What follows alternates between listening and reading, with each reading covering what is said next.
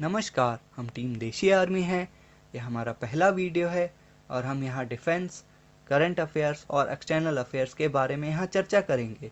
अगर आपको हमारा कंटेंट पसंद आता है तो वीडियो को लाइक करें, चैनल को सब्सक्राइब करें और बेल नोटिफिकेशन आइकन की घंटी को ज़रूर दबाएं। तो आज हम बात कर रहे हैं खालिस्तान के बारे में। तो सबसे पहले हम बात करते हैं खालिस्तान है क्या।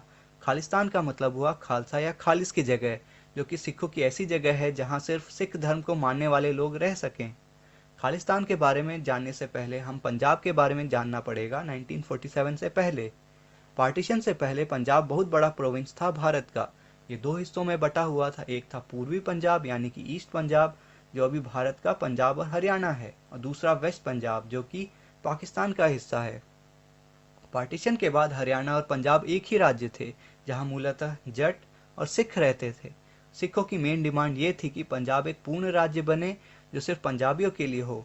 7 सितंबर 1966 को तत्कालीन प्रधानमंत्री श्रीमती इंदिरा गांधी जी ने पंजाब रीऑर्गेनाइजेशन एक्ट को लागू किया, जिस कारण हरियाणा राज्य अलग बनाया गया, जिसमें सबसे ज़्यादा संख्या जट या जाटों की थी, और पंजाब राज्य में सिखों की जनसंख्या ज़्यादा थी। ये दो राज्य तो बन गए, लेकिन इन दोनों की राजधानी चंडीगढ़ ही रखी गई। एक अलग मुद्दा राज्य बनने के बाद भी रह गया, और वो था कैनाल सिस्टम का। पंजाब में मुख्यतः 5 नदियां बहती हैं, जिनमें से 3 नदियों के पानी पे कैनाल सिस्टम लागू किया गया। इस कैनाल की वजह से पंजाब केवल 23% जल इन नदियों का प्रयोग कर सकता था, और शेष भाग पानी का हरियाणा और राजस्थान को जाता था।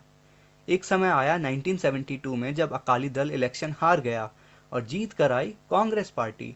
जनता में अपना महत्व बनाए रखने के लिए अकाली दल आनंद साहिब रेजोल्यूशन 1973 में लेकर आया, जिसमें 3 महत्वपूर्ण प्रस्ताव थे। एक था संविधान में सिखों को हिंदुओं से अलग दिखाने का प्रस्ताव, दूसरा चंडीगढ़ सिर्फ पंजाब की राजधानी हो, और तीसरा सबसे महत्वपूर्ण मुद्दा पानी और कैनाल सिस्टम का। लेकिन यह रेजोल्यूशन ठंडे बस्ते में चला गया और लोग इस मुद्दे को भूल गए 1982 तक। इसी बीच 1971 में पाकिस्तान ने भारत को तोड़ने का पूर्ण प्रयास किया। यही नहीं, उसने भारत पे आक्रमण भी किया और बुरी तरह हारा भी। साथ ही साथ अपना ईस्ट पाकिस्तान भी गंवा दिया, जो बांग्लादेश बन गया।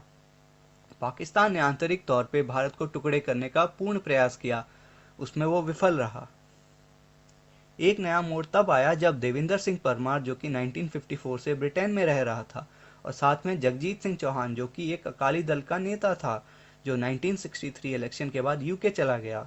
ये दोनों व्यक्ति ही खालिस्तानी प्रोपेगेंडा के जनक थे। जब पाकिस्तान ने भारत को टुकड़े करने का प्रयास किया तो चौहान पाकिस्तान के तत्कालीन प्रधानमंत्री जुल्फिकार अली भुट्टो से जाकर मिला, और उन्होंने चौहान को एक नया खालिस्तान बनाने का प्रस्ताव दिया, जिसकी राजधानी ननकाना साहिब बनती, जो कि पाकिस्तान के पंजाब में है। यह प्रस्ताव पाकिस्तान के समाचार पत्रों और प्रेस मीडिया में जमकर फैलाया गया। जैसे कि पिछले साल जब नवजोत सिंह सिद्धू करतारपुर कॉरिडोर गए थे, तो उसका जमकर प्रचार किया पाकिस्तान ने। ये बात पाकिस्तान समझे ही नहीं कि खालिस्तान की सबसे ज़्यादा हिस्सा पाकिस्तान के पंजाब प्रोविंस से जाने वाला था। वो बस ढिंडोरा पीटने में व्यस्त थे खालिस्तान के लिए। अब एक महत्वपूर्ण बात दमदमी टकसाल के बारे में। ये एक सांस्कृतिक और शैक्षणिक संगठन है। जैसे हिंदुओं में आश्रम होते हैं और इस्लाम में मदरसा होते हैं। इसका लीडर जरनैल सिंह भिंडरेवाला था। 1983 में अकाली दल का प्रेसिडेंट हरचंद सिंह लोंगोवाल ने भिंडरेवाला को पवित्र स्वर्ण मंदिर के प्रांगण में बुलाया और फिर उस जगह को हथियार और गोला बारूद रखने के लिए उपयोग में लाया। अकाली दल और जरनैल सिंह भिंडरेवाला ने साथ मिलकर धर्म युद्ध मोर्चा अभियान चलाया आनंदपुर साहिब रेजोल्यूशन को लागू करने के लिए।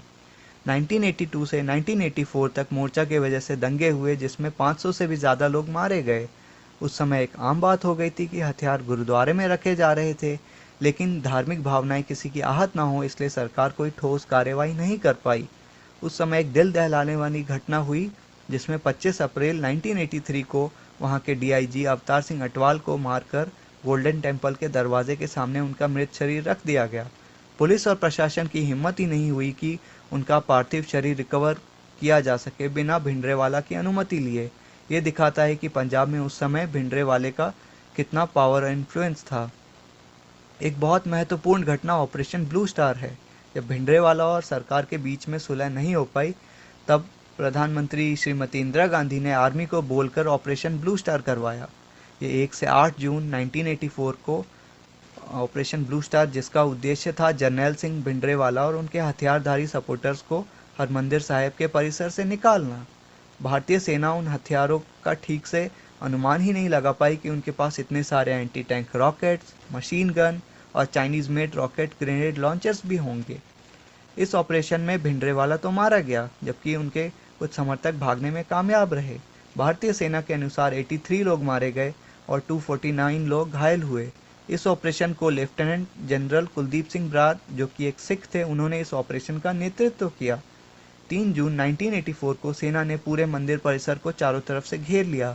ऑपरेशन से कुछ समय पहले लेफ्टिनेंट जनरल ब्रार ने अपनी सेना को बुलाया और ऑपरेशन के बारे में बताया कि यह ऑपरेशन सिखों के खिलाफ नहीं है, बल्कि इन हथियार से लैस आतंकवादियों के खिलाफ है। उन्होंने अपनी सेना को बोला कि यदि आप में से कोई इस ऑपरेशन में सम्मिलित नहीं होना चाहता है तो आप ऐसा कर सकते हैं और आप पे कोई कार्रवाई भी नहीं की जाएगी। लेफ्टिनेंट जनरल ब्रार ने बाद में बताया कि सरकार के पास और कोई विकल्प नहीं था इस एक्शन के अलावा, क्योंकि सरकारी तंत्र इन हथियारबंद लोगों को नियंत्रित नहीं कर पाया था। इसी समय खालिस्तान की घोषणा पाकिस्तान ने कर दी और उसका पूर्ण समर्थन किया, क्योंकि वो 1971 की हार का दर्द नहीं भूला और उसी हार का बदला लेने के लिए वो निरंतर भारत के टुकड़े करने का प्रयत्न करता रहता है और खालिस्तानी षड्यंत्र को दशकों से चलाता आ रहा है। खालिस्तानी मूवमेंट को हवा देने के लिए वो NRI सिखों, जो कि कनाडा और UK में ज़्यादातर बसे हुए हैं, उनको खालिस्तानी प्रोपेगेंडा के लिए फंडिंग करने का प्रयत्न करता रहता है। अगले पार्ट में हम बात करेंगे ऑपरेशन ब्लू स्टार के बाद खालिस्तानी प्रोपेगेंडा और ये कैसे पाकिस्तान के ISI और ISPIR के प्रयोजन से संबंधित है। हमसे जुड़ने के लिए धन्यवाद।